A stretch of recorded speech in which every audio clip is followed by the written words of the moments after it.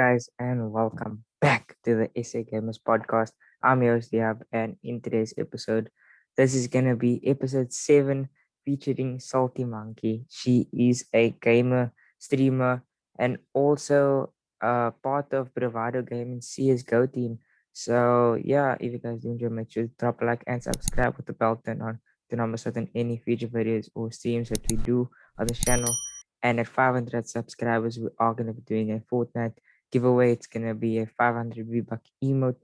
And after the exams is done, we're going to be hosting some tournaments in the holidays for some V-Buck emotes. So yeah, stay tuned for that. And yeah, let's get into it.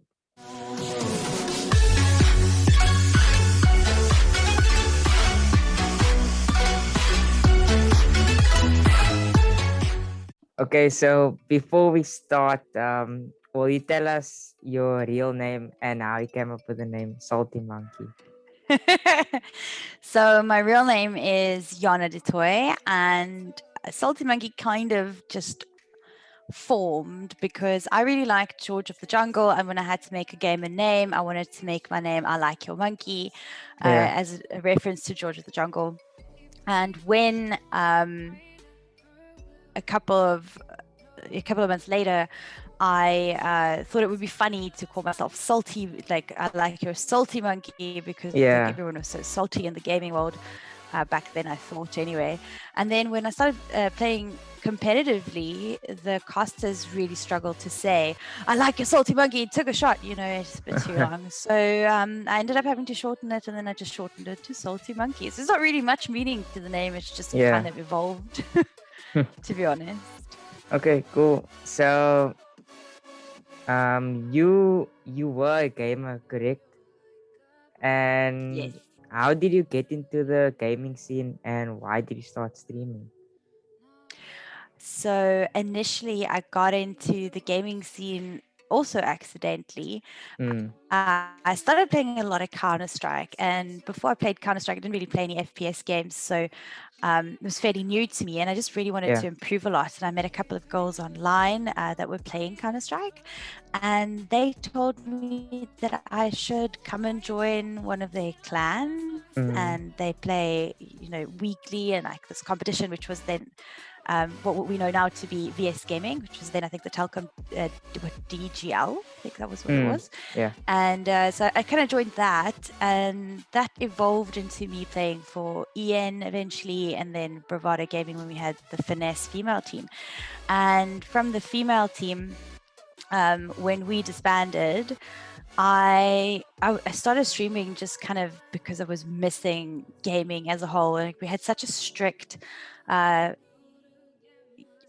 practice regime, like we were practicing 4 days a week, and going from 4 days a week to nothing, I found gave me a little bit of a void. So one of my friends suggested, he was like, well, if you're going to be playing games, you might as well be streaming it. Like maybe some people will watch you, maybe no one watches you, but you're not losing anything doing it. So I was like, oh, let me try this. And my first ever stream was like on a Saturday at like 2 a.m, and I had one viewer, and this one viewer and I had such a chat the whole like for 2 hours. And that's when I was like, hey, you know what, I might actually want to give this a go. And then Blizzard really got behind me because in the first week that I was streaming, they hosted me on the BNet launcher. And from there on, I kind of just never looked back. And that's when Bravado said, well, hey, do you want to become a part of the stream team? So everything in gaming kind of just happened accidentally for me, if I'm dead honest with you. Okay, cool. So you said you were streaming and you did game in the past and now. So what did you say are the benefits when you stream, and what did you say the benefits that gaming gives you that streaming doesn't? Well, I feel like they're two completely different disciplines. Where gaming competitively, and I'm not talking about gaming, for fun. I'm talking about actually joining leagues and, trying to improve and win and stuff. You kind of have the same mindset as someone who is a sports person. The typical person that you see at school that like they're getting home in the evenings or they're getting out from school and then they're practicing, cricket. and they start in they are focusing on cricket and they're doing all of their research about it, and like they're treating it as a sport that they want to pursue competitively. Whereas streaming, I found, is a little bit more on the entertaining side. For me specifically, it is really tuning into your viewers and, you know, making them feel like they have a community and they have a home and they have somewhere where they can come and be themselves and kind of relax and enjoy their time. So the differences that I've learned and the benefits of both overlap slightly in the sense that you get to game in both, which is great. But with streaming, I've learned how to speak to a camera a lot more than I did while I was playing competitively. Yeah. Playing competitively teaches you a lot of discipline. It teaches you that you're accountable for not only yourself but also your teammates. You have to show up in order to make the team work. So you don't have to work as a team when you're playing like Counter-Strike, which was a 5-person, well, it still is, but when you're playing Counter-Strike, which is like 5 people in a team, you are responsible for both of us. I also did play Hearthstone competitively, which is a single-player game, and what you learn there is just absolute dedication. You have to put in the hours to get out the results. That's just one of those things. And that's where this overlaps with streaming a lot, is with streaming, you have to put in the hours as well. If you're never going to stream, you're never really live for people to see you. So the benefits overlap, and they also overlap in my daily life. I think, you know, I'm a project manager for an e-tailer, and the diligence that I learned from playing as part of a team as well as streaming on the regular really just pulled straight through into my job. It was something that I learned, you know, is applicable to all areas of my life. Okay, cool. So many casual gamers would say that gaming is a men-dominated sport, but would you say streaming is female-dominated? Streaming, I actually don't know the exact numbers at this point in time, but I feel like it's very 50-50. Yeah. I don't feel like it's dominated by men, and I think in many instances you will be told that it's dominated by females, but you also have to take into account that it's actually dominated by non-binary in general. Like there's so much gender fluidity in streaming where people can really just be whoever they want to be. So I don't actually even think it's at all dominated by any specific gender, which is amazing. Actually, it's very inclusive, which is fantastic. Okay, cool. So of course you hosted many streams before. What was your most memorable or achievement moment so far? In streaming, there are a couple. I was hosted by Blizzard, which I think is such an honor, because Blizzard was, you know, they really just took my stream and they backed me, because Blizzard really do care about their Hearthstone community, especially their entertainers. And when I picked up streaming, the representative, the African representative, was like, let me put you on, because like obviously he's known about me when I play WSG and WSOE, so he knew about me before. And then when I came out and said, well, I'm going to be streaming, he then actually put me on the Battle.net launcher, which was such an honor. It was one of the highlights for sure. And then Salissa, which was a friend that I made in America when I went to go play WSOE, she also hosted me once, which was amazing.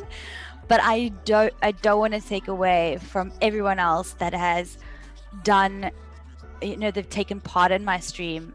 It's great to have those big moments where you have, you know, people, these big raids where you have like, I think when Salissa rated me, it was like 4,000 viewers, you know, it's a lot of people that's not coming. But the real value are in the people who are there every single day. And for some people, it's 3 people that are there every single day. For some people, it's 10. But those people are really like a part of your community. And I can say that I've shared so much of my life with people who have been there every single time that I've streamed. And I'm actually really thankful for them as well. So those, I think, will be my top 3. Okay, cool. So many streamers, they have their lucky something when they go live, like a keyboard, a T-shirt, or even a cap. So Oh, wow. what is your thing you must have when you go live? Oh, mine is not an actual thing. It Mm, is that I need to be mentally prepared to stream, because I have gone live before without actually feeling it. mm, Sometimes I have a really hard day at work. Often I work, 9, 10, 11 hours in a day, and then I get home and I'm like, well, okay, let me stream. yeah. And when I don't have the energy to bring to the table in a stream, I find that it falls flat fairly quickly, and Mm, it's no one's fault necessarily. It's just that I feel that the viewers deserve more from me than just having me bring a flat personality to the table. yeah. I feel like time is one of the most important things that you can give to someone, because you can never get it back. So if someone is giving you their time by watching your stream, it's really important that you give them everything. So I don't have a specific item. It's Yeah. just mindset, I feel, is important. Okay, cool. So what are your most challenges you faced to becoming recognized? I think the challenge that I'm dealing with at the moment is Mm, consistency. When you are not consistent when you stream, obviously viewership drops off quite a bit, and I find myself struggling to consistently be available to stream. I still try and fit it in during the work week, but I don't know if you know, I've fairly recently started a new job, and I moved to Cape Town, which I was previously in Joburg. So I have a new house, and I've got a puppy that's 4 months old. So between work and the house and the puppy, it's been really difficult to actually dedicate my time to streaming. And I find it so yeah. sad, because that's honestly, I think it's one of the most important factors in growth is consistency. It doesn't matter if you're only streaming 3 hours over the course of a week, but if you're doing it at consistent hours, or consistent days, people know where to find you, and they always come back. And with me being so in and out, it's very difficult to grow. Okay, cool. So I see there's a Girls Gamer esports festival event happening soon. How do you feel about the girls that is gonna have their own competitive space to game? I think it's fantastic. I think there's always been space for it. I mean, especially in South Africa, there has been a lot of tournaments that have specifically been geared towards female-only participation, Yeah. and I've taken a part in a couple of them. And I think the point of female-oriented tournaments is really to promote inclusivity and make sure that there is a platform for girls to play that is safe and enticing. I do think, though, and this has nothing to do with the Girl Gamer tournament. I think it's fantastic. They've had it. Yes, sorry, me neither. Sorry, she's always taking the spotlight. They've had the tournament before. I've had the honor of watching it before. It's a great tournament. This has nothing to do with that. I do think eventually we do need to start integrating male and female gaming a bit more. Yeah. Because it is one of the few areas in which men and women can actually compete. Because at the moment, I think the only other real sport where you can compete is horse riding, where it's Yeah. not male and female segregated. And I think in a world where we're really fighting for equality, it's something to strive for, to have equal platforms to compete on. Okay, cool. So for those who are really interested in getting into the streaming category, what are 5 tips that you can give to them? 5 steps to start streaming. Yeah. First, you want to download a good program. You want to download Streamlabs OBS, for instance, or just OBS. You need to have a computer that that can carry the load of streaming. If you don't, you can always try live streaming. Streaming doesn't have to be on Twitch. I stream on Twitch because I game. You can actually live stream on TikTok, on Instagram. You're really limitless when you want to like communicate with people and just start a kind of platform. I know TikTok is super popular right now, and if you want, you can even actually stream yourself playing cards if you really want to, like if you want to go that route. But yeah, first get yourself a platform to stream off of. Your phone is fine. Most devices are optimized towards streaming. Figure out what you want to stream. Do you want to stream a game? Do you want to talk? Decide what you want to do, and then I'm actually not, I don't think I'm going to give you, no, I'll give you 4 steps, and then just do it. That to me was probably the biggest thing. Like I didn't want to stream for such a long time because I felt so self-conscious, and I was so scared that people were going to judge me. And, you know, I didn't really want to put myself in a position where people could judge me. And then one day when I did it, and it was 2 a.m. and, you know, I had one little friend that we were talking to, and I was having such a fun time, I realized that people don't actually stream for others, you stream for yourself. Because in entertaining and helping other people, like chatting to other people, you feel better yourself. So in all honesty, step 3 is just do it. Don't look back, just do it. Doesn't matter if there's one person watching you, doesn't matter if there's a million people watching you. You just get out there and you do it. And the 4th and final thing is have fun. Because if you're going to be wasting any time in doing something that you don't enjoy doing, it's not worth it. So those are the 4. You don't even need a 5th step. Those are the 4 steps to streaming. As easy as that. Okay, cool. So before we end off, what is the next big thing people are gonna expect from you? What they can from me? Yeah. Oh my goodness. There are a couple of announcements that I am not at liberty of speaking about at this point in time. Okay. But I would suggest that you keep an eye on my social media, because that's usually the first place where you'll find out.